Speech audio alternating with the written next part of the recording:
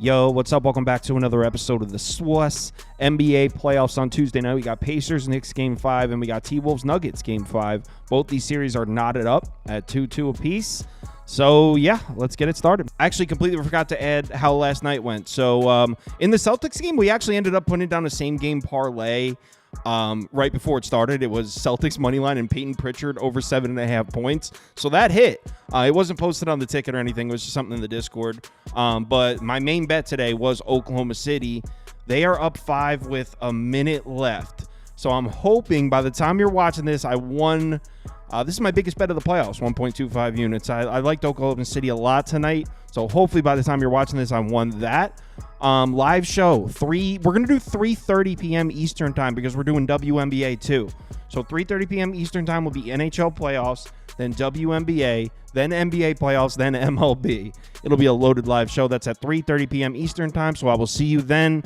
Come on, Oklahoma City, finish this shit. Welcome to the SWUS. The SWUS. SWUS. Hey, get the SWUS. All right, first up, we got Indiana on the road in New York for Game 5. Pacers obviously took Games 3 and 4 in Indiana. Game 4 was a convincing victory, to say the least. Knicks are laying 2.5 points at home. The total is sitting at 216.5. Let's take a quick look at the spreadsheet, and according to the model, we should see a 5-point Knicks win. Final score, 113-108 New York. Now, my model does not take into account individual players, so there's no OG Anunoby. The model doesn't know that. There's no Mitchell Robinson. So for the playoffs with the Knicks' current injuries, we could pretty much toss this model out. Injuries and inactives, and we'll start with Indiana, and we got Tyrese Halliburton on the report again, listed as questionable again. But I'm pretty sure he's been listed as questionable in every single game this series. He definitely has for the last two. So I would imagine Halliburton's going to play, but he is listed as questionable. On the New York side, OG Anunoby has been ruled out again. There's nothing definitive on whether or not he's going to return for this series. They're playing it pretty close to the vest here. Hopefully, as a Knicks fan, we need him to come back. We need him back for Game 6. So, yeah, no Anunoby here. Obviously, Julius Randle, Bogdanovic, they've been out for a while. All right, so let's take a look at Game 5. And you guys already know how this series has gone. Knicks took Game 1 and 2 in New York. Pacers took Game 3 and 4 in Indiana. So here we are back at New York. The home team is a perfect 4-0 so far. And I think the main talking point has to be the Pacers offense right now. These are the numbers since Game 3. So these are the last two games. This is since the Knicks lost OG Anunoby. Indiana's averaging 117.7 points per game, 2.61 assist to turnover ratio. Both of those are first in the playoffs in that span. So this has been the best offense in the playoffs since OG Anunoby went out. And I probably don't have to remind any of you how important OG Anunoby's been to this Knicks team. Since joining the team, the Knicks are 24-5 when OG Anunoby plays, averaging 114.1 points per game, allowing just 101.7 points per game. Without Anunoby, they're actually below 500, 30-31. Now, this does include the games without Anunoby before he even joined the team. This is on the whole season. But you can see, averaging 111.9 points per game, allowing 111.1 points per game. So he has been the difference maker for the Knicks this year. And it's really as simple as that for me in Game 5. I mean, there's no way I can bet New York right now. I took Indiana in Game 4, covered easily. I mean, they won by, 30 points? I did take the Knicks in Game 3, but I felt like I was lucky to get that cover. So I'm Pacers all the way here. I took the plus 2.5, and I took the money line. What the Knicks need, after this game, we finally get 2 days off. We have 2 days rest before Game 6.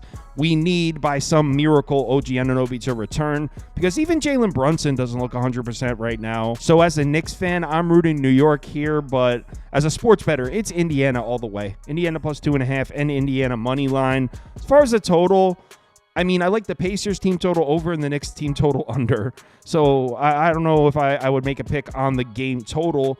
But if you want to play one of those team totals, Pacers team total over, Knicks team total under, one of those, that's where I'd go with that. Real quick, before I move on to the Minnesota-Denver game, I have a couple trends here. This one actually favors New York. Teams that didn't cover as road dogs in Game 4 and are home favorites in Game 5, since 2017, they're 12-4 straight up and 10-6 against the spread. So that does favor the New York Knicks, but I would assume these other 16 instances, didn't have 3 of the 5 starters missing with injuries. The injuries for the Knicks changed everything. And I got this trend here. This one actually favors Indiana. The last 6 instances where a number 2 seed enters game 5 of a 2-2 series, they're just 2-4 straight up and 1-5 against the spread. So 2 seeds have been losing in this situation. It's not that either of these trends would sway my bets either which way, but they're more interesting than anything else. Yeah, I'm on the Pacers. Next game. Minnesota on the road at Denver. Nuggets are laying 4.5 points at home. Total sitting at 205.5. Let's take a quick look at the spreadsheet. And according to the model, we should see a 2-point Nuggets win. Final score 106-104 Denver. Injuries and inactives, and we'll start with Minnesota. Nobody on the injury report for the Timberwolves at this time, so Minnesota should be at full strength here. On the Denver side, we got Jamal Murray on the report. He's listed as questionable, but I mean, the last 2 games, Murray, Caldwell Pope, and Reggie Jackson were all listed as questionable, and all 3 played. So that has happened 2 games in a row. I don't think Jamal Murray's in any jeopardy of missing this game. All right, so let's talk about game 5 here, and this series, man. What a difficult series to handicap. I mean, we'll start with the Denver Nuggets offense. Just night and day difference. Games 1 and 2 at home in Denver go from 89.5 points per game to 116 in games 3 or 4. Look at the field goal percentage, 40.5 to 55.3. What? In the 2 games on the road where Denver's offense was significantly worse this season, 3-point percentage, 36.1 to 46.6. Offensive rating, almost 30 whole points better. It's truly insane, the night and day difference we've seen from the Denver offense. And all this is happening against the Minnesota Timberwolves defense, which is arguably the best defense in the NBA. On the season, they're 1st in overall defensive efficiency, 4th in defensive efficiency on the road, 3rd in defensive efficiency since the All-Star break. This is one of the best defenses in the NBA, and the Nuggets are putting up cheat code numbers on the road in Minnesota. It's truly wild. So I do think there's definitely an angle for a Minnesota bet here. First off, areas of regression. Look at Aaron Gordon. Dude went 11 of 12 from the floor, 27 points and 7 rebounds. Obviously, that's not going to happen again. Jamal Murray, another poor shooting night. Even though he did hit some big shots, he really hasn't been himself in these playoffs. And if you take away that crazy 55-foot half-court shot at the buzzer, I mean, his numbers look terrible, and his numbers look pretty terrible for most of the posts. Well, actually, he had a couple good games against the Lakers, but in this series specifically, Jamal Murray hasn't been good. You can also look at Karl Anthony Towns, who played a terrible game in game 4. Just 5 of 18 from the floor, 13 points, 12 rebounds. He had been playing really well in these playoffs too, so you got to think these numbers are going to come up. You can also look at the Nuggets shooting numbers by quarter in that game 4 game, because they did seem to cool off as the game progressed. They looked unbeatable in the first half. They shot 63.2% in the first quarter, 65.2% in the second quarter, but then the second half, 50%, 47.4%. Look at the 3-point shooting numbers really tail off at the end there, and Minnesota actually got back in the game. What was the final score of that? They only lost by 8 points. Denver was beating the shit out of them for most of that game. It was only an 8-point finish. So there's definitely plenty of areas where Minnesota can improve here, and there definitely is an angle that points towards a Minnesota bet.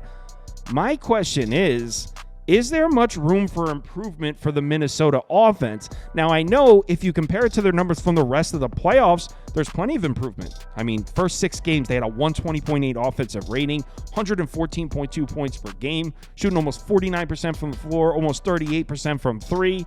And then the last 2 games are really tailed off.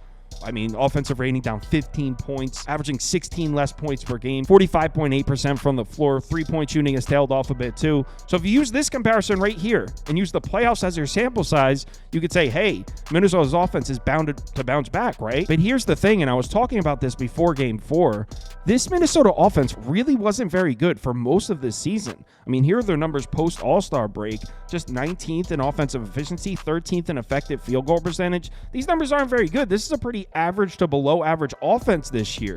So if you use just the playoffs, oh yeah, Minnesota's offense is bound to bounce back. But if you widen the sample size and look at their numbers over the course of the season, I don't know. They might really struggle here. Keep in mind, this is a Denver defense that was one of the best in the NBA down the stretch of the season. After the All-Star break, the Nuggets were 4th in defensive efficiency, 1st in defensive effective field goal percentage. So I was able to find a few areas where I expect Minnesota to play much better in Game 5, but as a whole, I think the offense is going to continue to struggle, and I think Denver's really found their groove. As far as trends, I have one that heavily favors Denver here. Since 2017, home favorites in Game 5 after winning outright as road dogs in Game 4, 9-2 straight up and 7-4 against the spread. So that obviously heavily points towards Denver, and that's where I'm at. I'm on the Nuggets here. I'm going to lay the points. It's really not a fade of the Minnesota defense. In fact, I think Denver's offense is going to come back down to earth. I really don't trust the Timberwolves offense. They had me going there. I bet them every game this series. I bet Minnesota 1, 2, 3, and 4. So I'm 2-2. I bet the Timberwolves all 4 times. I'm switching teams. Heading over to the Nuggets. I don't trust the Minnesota offense, and as far as the total, I'd lean towards Minnesota team total under. That's where I'd go. But as far as the side, I'm on the Nuggets here. Live show is actually going to be at 3:30 p.m. Eastern time. We're starting a little bit earlier because now we have WNBA. We got NHL playoffs at 3:30, WNBA at 3:45, NBA playoffs at 4, and then right after NBA playoffs, we'll get into Major League Baseball, where we got 15 games. So we'll have a loaded live show. If you're able to make it, we'd love to see you in the comments. If you want my top bets or top bets from anyone on the staff here, head over to KyleKirms.com and join Sauce Network Plus. It also comes with a access to the Discord, the access to the spreadsheets, all that. So information's right on the website if you're interested. Let's have ourselves a great Tuesday night. A lot of action on the board. Remember to bet responsibly, and I'll talk to you in the Discord.